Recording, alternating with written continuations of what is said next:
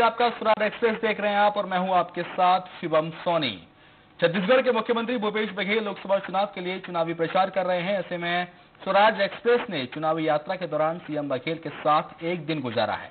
इस मौके पर सीएम बघेल ने लोकसभा चुनाव से जुड़े हर मुद्दे पर अपनी राय जाहिर की है। सीएम भूपेश बघेल ने अपनी सरकार की उपलब्धियों के आधार पर जीत का भरोसा जताया है। सीएम भूपेश बघेल से खास बातचीत की है स्वराज एक्सप्रेस छत्तीसगढ़ के संपादक मनोज सिंह बघेल ने। छत्तीसगढ़ में लोकसभा चुनाव के दूसरे और तीसरे चरण के चुनाव के लिए प्रचार अपने चरमोत्कर्ष पर है। दोनों राजनीतिक दल पूरी ताकत झोंक रहे हैं मैदान में, जिससे ज्यादा से ज्यादा वोटरों को लुभाया जा सके। फिलहाल अभी हम उनके साथ हेलीकॉप्टर पर हैं और कुछ मुद्दों पर चर्चा करते हैं। स्वागत है सीएम साहब आपका। ये जानना चाहेंगे कि काफी दिनों से आप लगातार फील्ड का दौरा कर रहे हैं, दिन रात एक कर रहे हैं, कई जगह पर रात्रि विश्राम भी करते हैं, कार्यकर्ताओं से मिलते रहे। किस तरह का माहौल आप देख पाते हैं, खास तौर पे तब जबकि पिछले 3 लगातार लोकसभा चुनाव में आप 10-1 से पिछड़ते थे? 5 साल हमारे संघर्ष कर रहे हैं, संगठन के माध्यम से लोगों की समस्याओं के लिए लड़ते रहे और जो वादे हम लोगों ने जनता से किया था, खासकर किसानों से, गरीबों से, उन सबको हमने पूरा किया। आदिवासियों के मामले हैं तो कांग्रेस के प्रति लोगों को विश्वास बढ़ा है कि ये पार्टी है जो कहती है वो करती है, जो कहा सो किया। खास तौर पर जो किसानों के लिए आपने घोषणाएं की थी, उसका कितना असर दिखता है ग्रामीण इलाकों में? 2500 रुपए क्विंटल में धान खरीदी की बात हो, चाहे कर्ज माफी जो कि बहुत बड़ा मुद्दा था विधानसभा चुनाव में, जिसने ऐसा माना जाता है कि लहर पैदा कर दिया कांग्रेस के पक्ष। बिल्कुल सही है कि आज पहली बार किसान है वो चिंता मुक्त है। लोग कहते थे किसान कर्ज में पैदा होता है, कर्ज में मर जाता है, लेकिन इस बार किसान निश्चिंत है, कर्जा का कोई दबाव नहीं है, बल्कि ऊपर से उनको 2500 रुपये क्विंटल में धान खरीदी हुई है। तो आज हमारे अन्नदाता बेहद प्रसन्न हैं और उनकी खुशी हमारी उपलब्धि है। किसी भी सरकार के लिए बड़ी उपलब्धि है कि उनके बहुसंख्यक जो नागरिक हैं वो निश्चिंत हैं, खुश हैं, उनका पूरा परिवार खुश है। शहरी क्षेत्र में भी देखा गया था कि विधानसभा चुनाव में हर तरफ सफलता मिली थी, लेकिन अभी जो बातें आ रही है वो ऐसा कहा जा रहा है कि शहरी क्षेत्र में अब वोटर जो है वो राष्ट्रीय मुद्दों पे अपना मन बना रहा है। ऐसे में क्या लगता है कितनी चुनौती ये चीजें दिख रही कांग्रेस के लिए? देखिए, राष्ट्रीय मुद्दे पर भी यदि मतदान करते हैं तो ये देखेंगे 2014 में नरेंद्र मोदी जी ने कहा क्या था। अच्छे दिन की बात, विदेश से काला धन लाने की बात, 15-15 लाख रुपए देने की बात, 2 करोड़ लोगों को रोजगार देने की बात, बुलेट ट्रेन चलाने की बात, नमामि गंगे की बात, ये सारी बातें कही थी, लेकिन कुछ हुआ नहीं है। बल्कि उन्होंने लागू क्या किया? नोटबंदी, देश के अंदर काला धन आएगा, लेकिन हुआ कुछ नहीं। आज तक ये नहीं मालूम कि देश कितना धन जमा हुआ। दूसरा, जीएसटी लागू कर दिया तो व्यापार को चौपट कर दिया ना। तो यदि इस मुद्दे पे भी मतदान होता है तो भारतीय जनता पार्टी के पक्ष में मतदान नहीं होगा। लेकिन अभी देखने में आता है कि भाजपा इन सारे मुद्दों की बजाय राष्ट्रीय सुरक्षा, हिंदुत्व, इन सभी मुद्दों को हाइप देती। खासतौर पे यूपी में अली और बजरंगबली के इशू को खूब उछाला जा रहा है। क्या लगता है इन तमाम मुद्दों से कहीं ऐसा तो नहीं कि भाजपा को एडवांटेज मिल जाए? भाजपा हमेशा नॉन इशू पे चर्चा करती है, आम जनता के मुद्दे पे चर्चा नहीं करती है, भाग जाती है। उन्होंने विकास के नाम से वोट मांगा था और आज विकास की चर्चा नहीं करते। तो जनता सब समझ रही है, देख रही है, और देखिएगा जब वोट पड़ेगा तो शहर के मतदाता भी कांग्रेस पक्ष में मतदान करेंगे। अच्छा, एक ही जानना चाहेंगे, आज एक नया प्रयोग आपने शुरू किया है, आय पे चर्चा। ये क्या है? लोगों को लगता है कि ये कहीं कुछ नकल तो नहीं नरेंद्र मोदी की, चाय पे चर्चा तो आय पे चर्चा, इसको कैसे आप डिफेंड कर रहे हैं? वो तो चाय वाला बन के चाय पे चर्चा किया था। हम लोग न्याय पे, आय पे चर्चा कर रहे हैं कि कैसे लोगों का आय बढ़ेगी। कांग्रेस की सरकार आएगी तो आपको कैसे न्याय मिलेगा, किसानों को, मजदूरों को, गरीबों को, व्यापारियों को। तो इस पे हम लोग चर्चा कर रहे हैं। क्या उसमें क्या, जैसे आज भाटा गांव में आपकी एक कार्यशाला थी, इस संबंध में व्याख्यान था, कैसे कन्विंस कर रहे हैं? आय पे क्या क्या बता रहे हैं लोगों को? देखिए, जो लाभ पहले से मिल रहा था गरीब लोगों को, उसमें किसी में किसी प्रकार की कटौती नहीं होगी, बल्कि हमारी सरकार बनने पर जो 12,000 जिनका वार्षिक आमदनी है, उन सब परिवारों को 72,000 रुपया वार्षिक देंगे। लगभग 3.5 लाख करोड़ रुपया इसमें खर्च आएगा। उसी प्रकार से किसानों के जो ऋण माफी से ऋण मुक्ति की तरफ हम लोग बढ़ेंगे। रोजगार देने की बात है तो 4 लाख पद केंद्र के खाली पड़े हुए हैं, 20 लाख पद राज्यों में खाली पड़े हुए हैं, इन सबको भरने की बात हो रही है। एक बात विपक्ष लगातार उठा रही है अभी, भाजपा जो है, कि वादे बहुत सारे पूरे नहीं हुए हैं। शराबबंदी, खासतौर पे रोजगार को लेके कि बेरोजगारों को भत्ता देने की बात सरकार ने कही थी, वो कहीं नहीं मिल रहा है। इसी तरह से कर्ज माफी को भी आधा अधूरा बताते हैं। कैसे इसको आप जब सभाओं में जाते हैं तो आप कैसे इसको डिफेंड करते हैं, क्योंकि ये आरोप लगातार भाजपा की ओर से लगाए जा रहे हैं? पहली बात है लोकसभा का चुनाव है। दूसरी बात, हमारी सरकार को काम करने का मौका केवल दो महीने मिला है। 2 महीने में सब कुछ काम कर डालेंगे। हमने जो घोषणा पत्र जारी किया वो 5 साल के लिए है। अरे सरकार 5 साल के लिए सबको लागू करेंगे। तो ये जो कहते हैं कि ये नहीं किए, वो नहीं किए, तो ये तो भारतीय जनता पार्टी बखलाहट है। 15 साल उनको मौका मिला था, वो कुछ कर नहीं पाए, और हमसे 2 महीने में उम्मीद कर रहे हैं। रमन सिंह जी को बंगला खाली करने में 40 दिन लगा था, और हमको कहते हैं कि 2 महीने में सब कुछ कर डालो।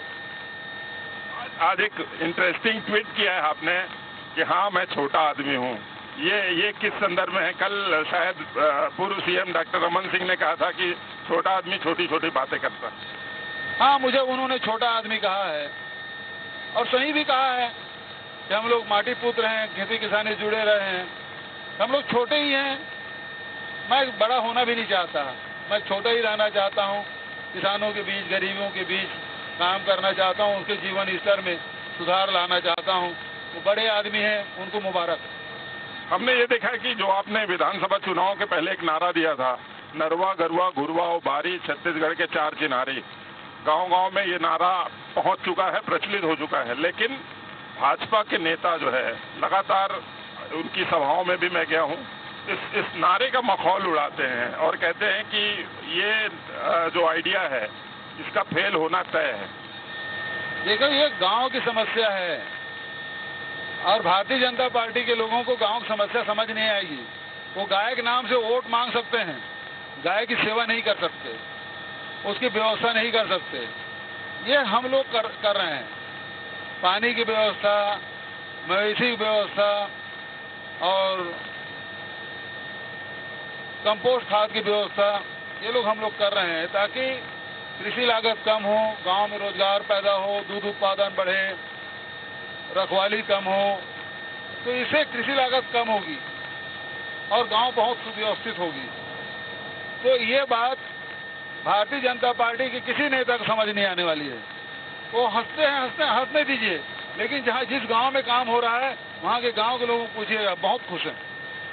क्या कार्य योजना होगी? खासतौर पे सभी किसान जो है इस बारे में काफी चर्चा करते हैं। मैं भी गांव से जुड़ा हुआ हूं, आप भी गांव में पैदा हुए हैं, कृषि से लगातार जुड़े, अभी भी जुड़े हैं, और बहुत सारी बातें होती हैं, लेकिन किसानों की वास्तविक स्थिति नहीं सुधर रही। वो ठीक है कि आपने कर्ज माफी किया है, 2500 रुपए धान किया है, निश्चित तौर पर ये दोनों बहुत बड़े फैसले हैं जिससे किसानों को उम्मीद है, लेकिन और ये सस्टेनेबल कैसे हो जिससे आगे किसान गर्व से कहे कि हाँ, मैं किसान हूँ? देखिए, एक तो किसान को उसके उपज का मूल्य मिले, दूसरा है कि उसे कृषि लागत कम हो। यदि उसमें लागत कम होगी तो निश्चित रूप से आय बढ़ेगा, और उसके लिए ही ये काम है।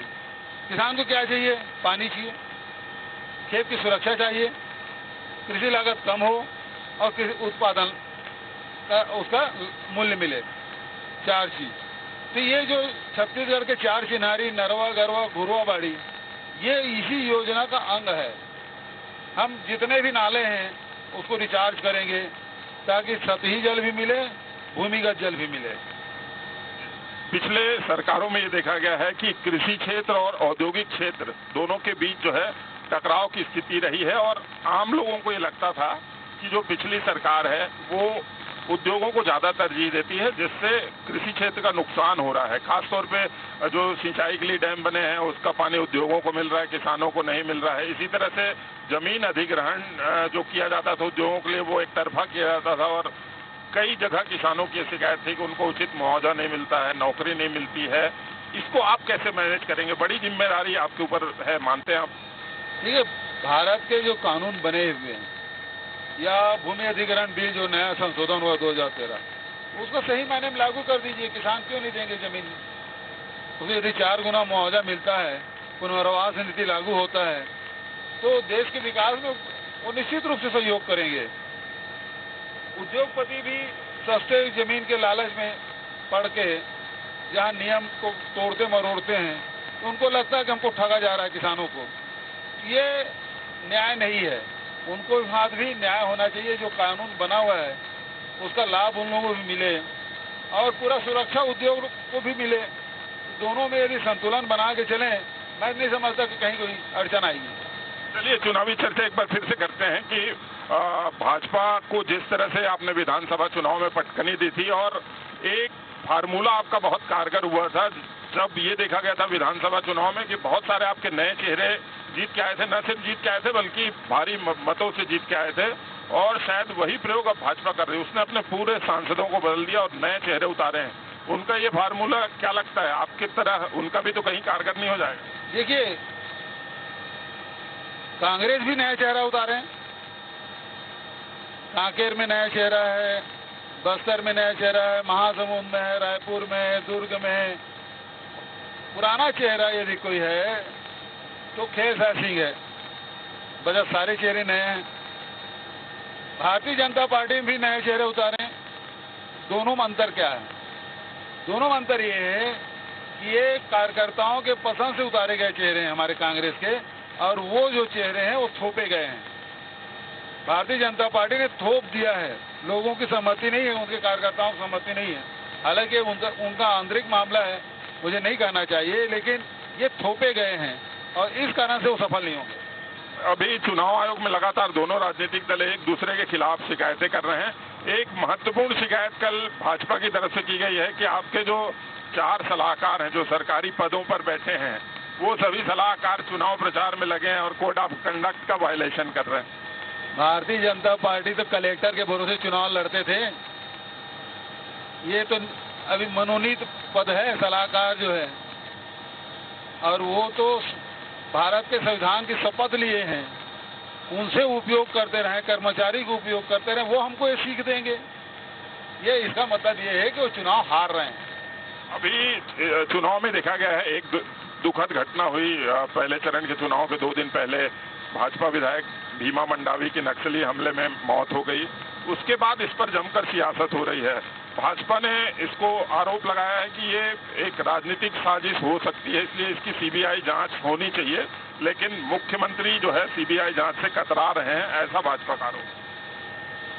देखिए, वो जैसा कहें वैसे हमको करना हमारे लिए जरूरी नहीं है, लेकिन अभी आचार संहिता लगा हुआ है और ये आचार संहिता लगा हुआ है तो कोई भी यदि आप जांच की घोषणा करते हैं तो बिना निर्वाचन आयोग के अनुमति का आप नहीं कर सकते।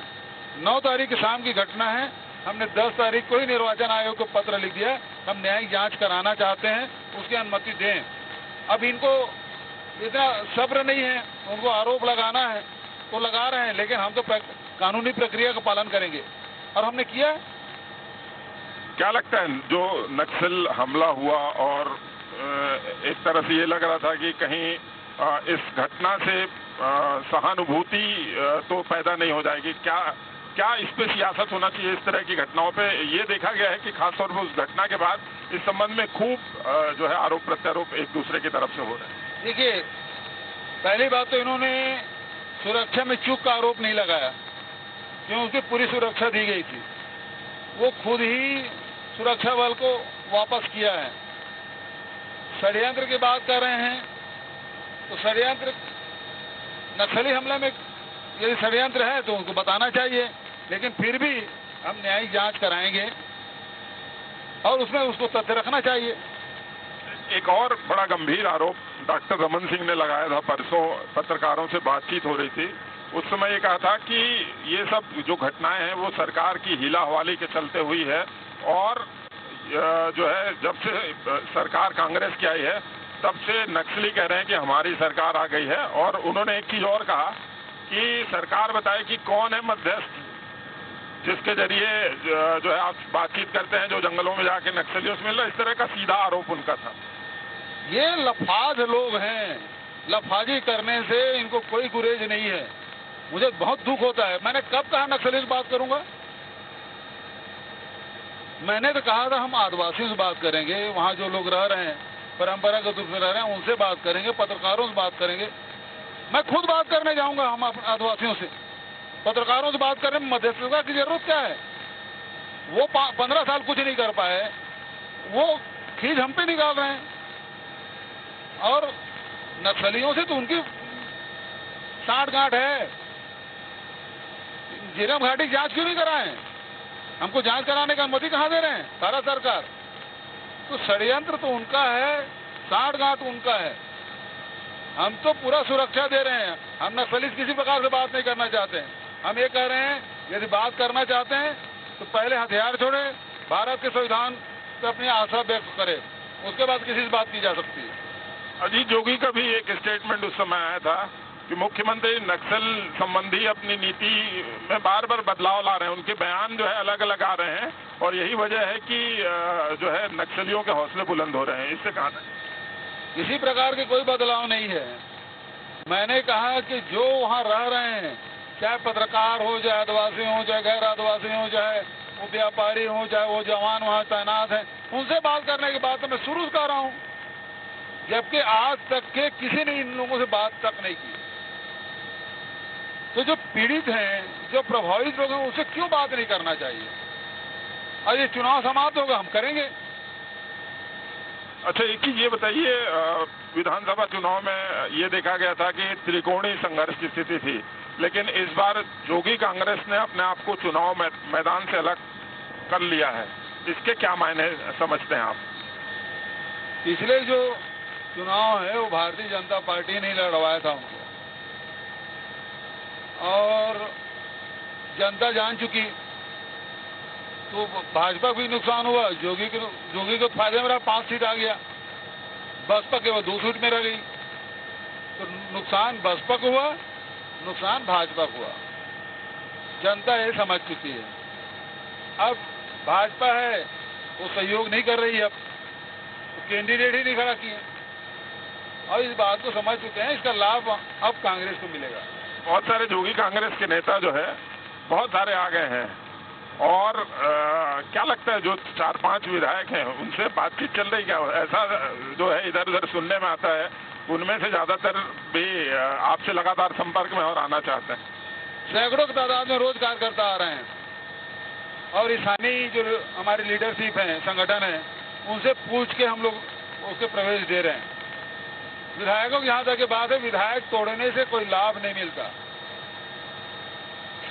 क्योंकि जोगी ने तोड़ा था भाजपा को, कांग्रेस को नुकसान हुआ। अभी रामदयाल उइके को भाजपा ने तोड़ा, भाजपा को नुकसान हो गया। तो ये तो तोड़ने वाली बात नहीं हुई ना, ये तो गरीब घर वापसी वाली बात हुई ना। आना चाहे हमको जरूरत नहीं है, हमारे पास वैसे 68 विधायक हैं। अब किसी विधायक के वापसी कोई समान है? किसी भी विधायक को नहीं लेंगे। ये कयास लगाया जा रहा है कि एक बार फिर अजीत जोगी और जोगी परिवार जो है वो दिल्ली दरबार में चक्कर लगा रहा है, और ये कयास लगाया जा रहा है कि एक बार फिर उनकी वापसी हो सकती है। क्या लगता है, मतलब जनता में भी इस बात की खुशबुसाहट है कि क्या वास्तव में एक प्रयास चल रहा है, वो प्रयास सफल हो जाएगा क्या? जोगी परिवार के लिए कांग्रेस के दरवाजा हमेशा हमेशा के लिए बंद हो गए हैं। अब उनका कोई चांस नहीं है कांग्रेस में आने का। बात करना चाहता हूं बिलासपुर सीट की। जितने विधानसभा चुनाव परिणाम देखें तो सभी लोकसभा क्षेत्र का कुल वोट जो है वो बहुत ज्यादा है कांग्रेस का, लेकिन केवल एक बिलासपुर लोकसभा है जहां पर आपके कम विधायक हैं। वहां पे किस तरह की स्ट्रेटजी है और क्या आपको वहां पे क्या उम्मीदें दिख रही? देखिए, सबसे पहली बात यह है कि वहाँ ये बात सही है कि हमारे 2 ही विधायक हैं, लेकिन बसपा कैंडिडेट है वहाँ, जोगी कोई कैंडिडेट नहीं है। बड़े संख्या में जोगी के लोग आ गए हैं, उनके प्रत्याशी तक कांग्रेस में आ चुके हैं, तो वो फायदा हमको मिलेगा। दूसरा जो जबरदस्त फायदा मिलेगा वो किसानों का है। जो किसानों के ऋण माफी और 25 रुपये क्विंटल में धान खरीद किए हैं, वो जबरदस्त फायदा हुआ, उसका लाभ बिलासपुर में हमारे कैंडिडेट को मिलेगा। एक चीज और जानना चाहेंगे, विधानसभा चुनाव के पहले ये बात होती थी लगातार कि कांग्रेस जो है सामूहिक नेतृत्व में चुनाव लड़ेगी और साफ तौर पर जो 3-4 बड़े चेहरे हैं वो सब मिलजुल के हर एक नीतिगत निर्णय में शामिल होंगे, लेकिन भाजपा का लगातार ये आरोप रहता है कि पूरे फैसले जो है मुख्यमंत्री भूपेश बघेल लेते हैं और यहाँ तक कि गृह मंत्री को जानकारी नहीं रहती कि उसके विभाग के किसी अफसर का ट्रांसफर हो गया। तो ट्रांसफर को लेकर विशेष तौर पे सवाल उठाए जाते हैं कि बहुत जल्दी जल्दी आप ट्रांसफर करते हैं और इसके पीछे सीधे आरोप लगता है कि ट्रांसफर उद्योग चला रहे हैं मुख्यमंत्री। 68 विधायक मिलकर सरकार चला रहे हैं, सामूहिक नेतृत्व से चल रहा है। जहाँ तक के विभाग के ट्रांसफर की बात है, विभाग से जो आते हैं वो तो निश्चित रूप से विभागीय मंत्री या विभाग के द्वारा जो प्रस्ताव आता है वही होते हैं। एसपी और कलेक्टर की बात है तो मुख्यमंत्री की विशेषाधिकार होता है कि वो किसको कहाँ करना, प्रशासनिक दृष्टिकोण से एसपी और कलेक्टर का स्थानांतरण स्वयं करते रहे हैं। और तो इसमें मैं नहीं समझता कि किसी प्रकार की कोई गलतफहमी है और ना यहाँ कोई ट्रांसफर उद्योग है। ये भारतीय जनता पार्टी के लोग हैं। रमन सिंह करते थे, सुपर सीएम, 2 सुपर सीएम थे, वो लोग करते थे। रमन सिंह तो कुछ करना होता नहीं था, उनके तो विधायक और मंत्री तक एक ट्रांसफर नहीं करा पाते। यहाँ मैं लिस्ट बता दूंगा पूरा, जो सारे विधायक जो प्रस्ताव थे उनके अनुसार से ट्रांसफर हुआ है। शासन पे अभी शुरुआती जो अनुभव है आपका शासन करने का, जो पिछले सरकारों में ये कहा जाता था कि प्रशासनिक आतंकवाद चलता है और ब्यूरोक्रेसी हावी है, आप किस तरह का समन्वय बनाते हैं? देखिए, बहुत सीधी बात है कि ये जो तंत्र है वो जनता के लिए, चाहे वो अधिकारी कर्मचारी हो चाहे वो जनप्रतिनिधि हो, तो सब जनता के लिए जिम्मेदार हैं और हम लोगों को उसकी सुविधा के लिए हमेशा काम करते रहना चाहिए। तो आप पहले भी मुख्यमंत्री जब अविभाजित मध्य प्रदेश था, दिग्विजय सिंह जो कि आपके राजनीतिक गुरु माने जाते हैं, आपने पहले भी इंटरव्यू में बताया था कि उनसे आपने काफी कुछ सीखा। हालांकि आप अटैच टू सीएम थे तो आपने ये जो है वृत्तांत बताया था कि बस सुबह से शाम तक यहीं रहना है, कोई काम नहीं है, लेकिन जब आप उसमें घुसे तब समझ में आया। वो अनुभव अब कितना काम आ रहा है अभी यहाँ पर? देखिए, पुस्तकीय ज्ञान की अपनी सीमाएं होती है, लेकिन अनुभव है वो आदमी सिखा देता है। तो लगातार हम लोग काम करते रहे, दिग्विजय सिंह के साथ काम किए, बहुत सीनियर लीडर्स लोगों के साथ काम किए, वो अनुभव निश्चित रूप से कहीं न कहीं उसका लाभ मिलता ही है। तो उस समय तो उनके पास कोई डिपार्टमेंट था नहीं और मैं अटैच टू सीएम था, तो मैंने उनसे पूछा कि आपके पास डिपार्टमेंट नहीं है तो मैं क्या करूँगा, तो खूब जोर से हंसे और फिर उन्होंने कहा कि ऐसा करना, जब मैं सुबह 8 बजे उतरूँ तब सीढ़ी के पास मिलना और रात को 2 बजे जब सोने जाऊँ तब सीढ़ी के पास रहना। उस समय तो मुझे लगा था कि बहुत आसान काम है, लेकिन जब दिन भर उसके साथ सुबह 8 बजे लेकर रात को 2 बजे तक जब उनके साथ रहते थे तब पता चलता था कि ये जो बोले वो उसका अर्थ क्या हुआ। अच्छा, ये बताइए, एक नया नाम भाजपाइयों ने आपका रखा है, विपक्ष ने, बदलेश, इस पे क्या कहेंगे? देखिए, ये लोग तो नाम रखने में माहिर हैं, किसी को उपहास उड़ाना इनका सगल है। ये बड़े लोग हैं, संपन्न लोग हैं, अथाह पैसा हो गया है, 15 साल खूब कमाए हैं, तो किसी को उपहार उड़ाने की इनकी आदत पहले भी रही है, अभी उड़ा रहे हैं। ये किसी नाम से पुकारे, मैं तो वही रहूंगा। एक चीज हर सभाओं में, जो भाजपा की सभा है, वो हर सभाओं में एक चीज को बहुत फोकस करते हैं कि राज्य जो है इनकी नीतियों के वजह से आर्थिक रूप से दिवालिया हो गया है और शुरुआती 100 दिन में ही इतने कर्ज सरकार ने ले लिए हैं कि आने वाले दिनों में विकास के काम ठप पड़ जाएंगे। ये आरोप। देखिए, ये गरीबों के उत्थान के लिए कुछ नहीं किए, ये किसानों को आर्थिक विकास के लिए कुछ नहीं किए। जब हम लोगों ने इसके लिए किया है तो इनको दर्द हो रहा है, इनको तकलीफ हो रही है, और इनको अंदर अंदर ये तकलीफ भी हो रही है कि ये काम हमने क्यों नहीं किया। ऋण तो उतना ही मिलेगा ना जितना आरबीआई की गाइडलाइन है, उससे अधिक तो नहीं मिल सकता। यदि हम उस सीमा से बाहर जाते हैं तो हमको ऋण मिलना बंद हो जाएगा। तो अभी तक के वो स्थिति तो है ही नहीं। वो शायद जितना भी काम किए वो सब सीमा में है, और हमारे वादे पूरे हुए, और हमारे अन्नदाता खुश भी है, अन्नदाता हमारे खुश भी हैं। जहाँ तक विकास काम की बात है, वो सारे काम हम लोग करेंगे। देखते जाए, समय आने दीजिए। अभी 2 महीना हुआ है, 2 महीने में सब कुछ समीक्षा कर डालेंगे आप।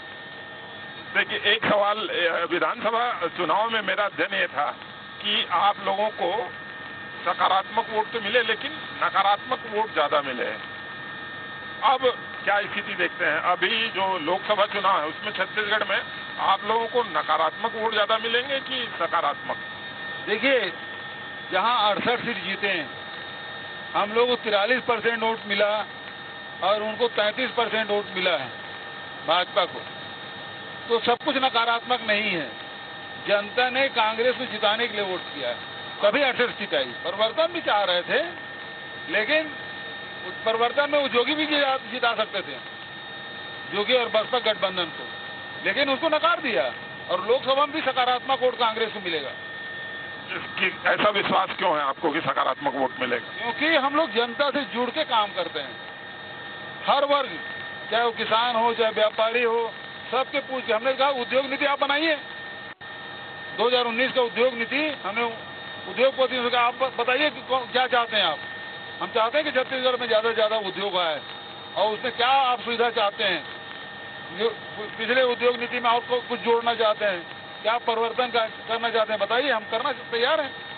थोड़ा सा राष्ट्रीय मुद्दों पे बात करें। ये तो हुई छत्तीसगढ़ के संदर्भ में पूरी बातचीत। राष्ट्रीय परिदृश्य में आप अभी के चुनाव को कैसे देखते हैं? खासतौर पे लड़ाई चौकीदार शब्द पे चल रही है। आप लोग लगातार फोकस कर रहे हैं चौकीदार चोर है। कल एक वीडियो भी आपने जारी किया था। वहीं दूसरी ओर उनका कैंपेन मैं भी चौकीदार, मैं भी चौकीदार। आपने अच्छे दिन कालाधन लाने के बाद, स्वामीनाथन कमेटी की रिपोर्ट लागू करने के बाद, 2 करोड़ लोगों को नौकरी देने के बाद, रोजगार देने के बाद, अब के भाषण में वो सब चीजें नहीं है। अब नरेंद्र मोदी नारा नहीं लगाते, अच्छे दिन, वो नारा नहीं लगता। तो इसका मतलब ये आप खुद ही अपने एजेंडा से पलायन कर गए। जब खुद आप अपने एजेंडा से पलायन कर गए तो फिर लोग कहां से विश्वास करेंगे? और फिर छत्तीसगढ़, मध्य प्रदेश, राजस्थान, अभी चुनाव हुआ, सेमीफाइनल बोल रहे थे, उसमें हम लोग ने जीता है। तो पिछला प्रदर्शन आप रिपीट नहीं कर पाएंगे। वही हाल बिहार है, वही हाल उत्तर प्रदेश है, जहां गुजरात में 26 की सीट जीते थे, वो भी आप जीतने वाले नहीं हैं। तो जिन राज्यों से आप चुन के आए हैं, उन राज्यों में आपकी सीटें बहुत तेजी से घट रही है। तो ये एनडीए सरकार बनने से तो रहा, यूपीए की सरकार बनेगी। एक आखिरी सवाल आपसे जानना चाहूंगा। एक अनुमान बताइए कि छत्तीसगढ़ में कितनी सीटें जीतेंगे, और देश भर में यूपीए की कितनी सीट का आपको व्यक्तिगत तौर पर अनुमान? देखिए, पिछले समय भी हमने कहा था कि हम 90 के 90 तैयारी कर रहे हैं, और 3/4 बहुमत से जीते। अभी भी हम 11 के 11 सीट में हम मेहनत कर रहे हैं, और सभी सीट जीतेंगे, ऐसा हमको विश्वास है। तो ये थे मुख्यमंत्री भूपेश बघेल, जिनके बॉडी लैंग्वेज में बेहद सकारात्मकता है, और वो हर मुद्दे का उन्होंने बेबाकी से जवाब दिया, और वो पूरे आत्मविश्वास से भरपूर हैं कि आने वाले लोकसभा चुनाव में एक बार फिर उनके नेतृत्व पर लोग भरोसा जताएंगे और उन्हीं के नेतृत्व के चलते जो वोट है वो कांग्रेस को मिलेगा। कैमरामैन अखिलेश पवार के साथ मनोज सिंह, स्वराज एक्सप्रेस।